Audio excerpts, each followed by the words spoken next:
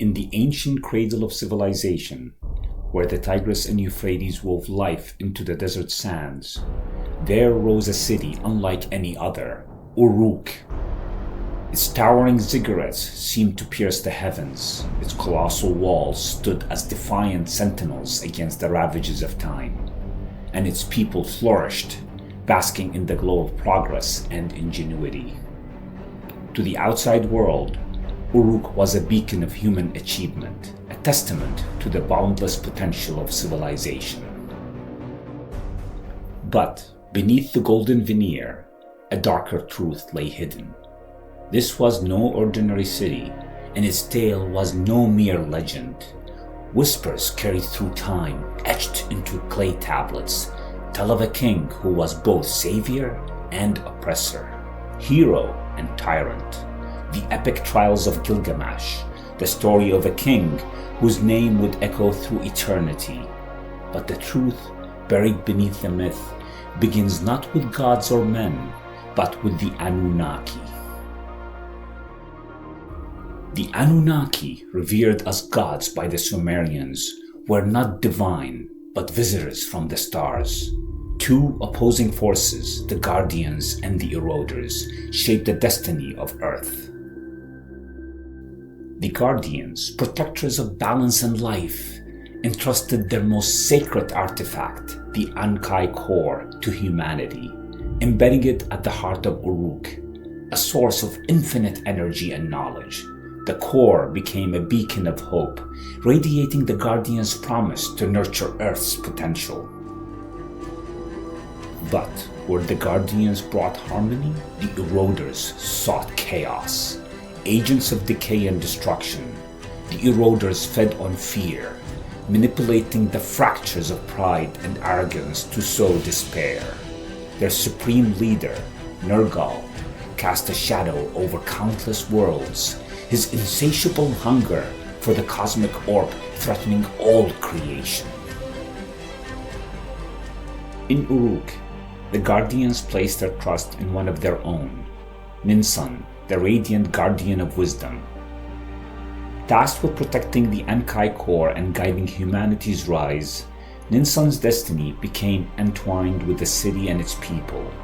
Yet, even the Guardians could not foresee the storm that would come from within. Ninsun saw in humanity the spark of something greater, but her connection to this world went beyond duty. It became deeply personal. She fell in love with Lugalbanda, a mortal king whose courage and compassion mirrored the Guardians' ideals.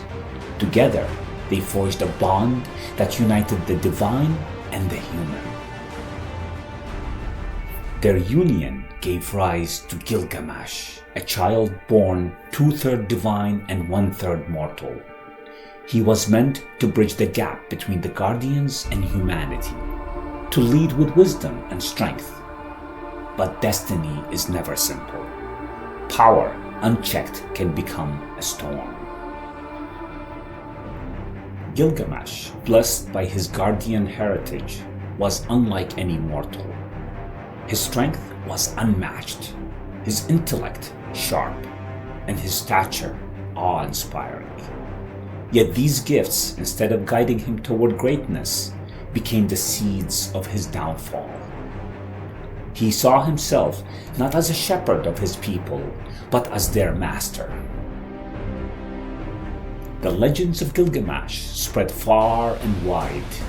He was said to be able to wrestle lions, lift stones that no other man could move, and defeat any foe with ease. But his arrogance grew alongside his fame, turning his gifts into tools of oppression. As king, Gilgamesh ruled with an iron fist. He demanded tribute from his people, grain, livestock, and labor, to fuel his endless ambitions. The great walls of Uruk, his crowning achievement, were built on the backs of his weary subjects. The walls rose higher, but not to protect the people, but to glorify their king. No love was safe with Gilgamesh's greed. On the eve of every wedding, his shadow loomed large. Brides wept quietly beneath their veils, knowing their first night would be stolen, and grooms clenched their fists in silent anguish. The streets of Uruk echoed with whispers of despair, and the walls, his proudest achievement, seemed to close in on its people like a prison of their king's making. Their suffering fed his pride, and their hope dimmed with each passing day. How much longer must we endure this? He was meant to protect us, not destroy us, complained one. Who can stop him? He is no mere man. His strength is beyond us mortals, said another.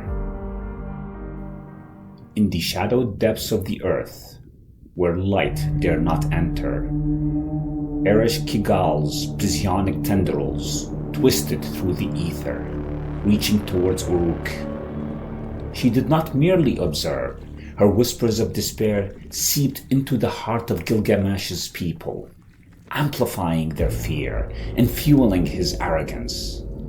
The eroder's web tightened with every misstep of the king, preparing the stage for Nergal's ultimate plan to shatter humanity's fragile existence.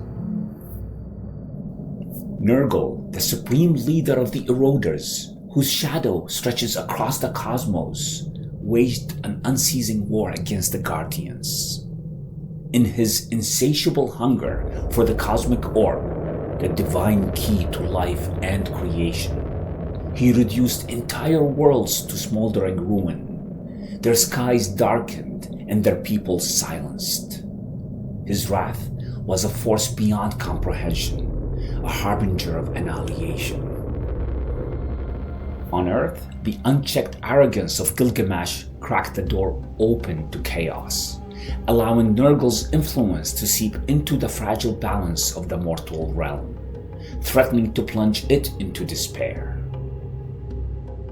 The people of Uruk, once proud of their city, now saw it as a prison. Their prayers turned from praise to pleas. They called not to Gilgamesh, but to his mother, Ninsun, begging for salvation from their king's tyranny. "Great Queen of Wisdom," they cried, "save us from your son's wrath. We cannot endure his cruelty any longer." Their pleas echoed through the temple, reaching Ninsun's ears. Ninsun stood beneath the swirling glyphs of the Enkai core, her heart heavy with sorrow. She had once gazed upon her son with pride, seeing in him the potential to unite the mortal and the divine. But now she saw only a storm, chaotic, destructive, and blind to its own ruin. The dual weight of her duty and her love threatened to break even her celestial resolve. She knew she could no longer remain silent. "You are my son, Gilgamesh, but your pride blinds you. If you will not listen to me, then I must humble you another way," Ninsun thought. Ninsun knew that the balance had been lost. Her son, born of both the divine and the mortal worlds, had become a tyrant. To restore harmony, she turned to the Enkai core and the Council of the Guardians. Within E-Taman Enkai, the magnificent temple of the Guardians at the heart of Uruk, the Enkai core stirred. Its glyphs pulsed with golden light, projecting visions of Earth's untouched wilds. From the Earth itself, the Guardians sculpted a figure, breathing their celestial energy into its form. The cosmic orb cradled within the Enkai core flared brighter than ever, infusing this creation with strength, purity, and purpose. Enkidu was not merely a being, he was a force of nature, a mirror to Gilgamesh's unbridled chaos, destined to awaken the king's humanity. In the great hall of Uruk, Gilgamesh sat upon his throne. his gaze fixed on the horizon. The cries of his people did not reach his ears. Yet, far away, a shadow stirred. A being born of the earth, destined to face the king. A tyrant would be confronted, a bond would be forged, and a story would unfold that would shape not just a city, but the fate of humanity itself. Within the shadows, deep below the city of Uruk, Kigal smiled. The stage was set, and the first act of this cosmic trial was about to begin. Join me in the next episode as we unveil the creation of Enkidu and witness the clash of a king and a wild force destined to shape the fate of humanity.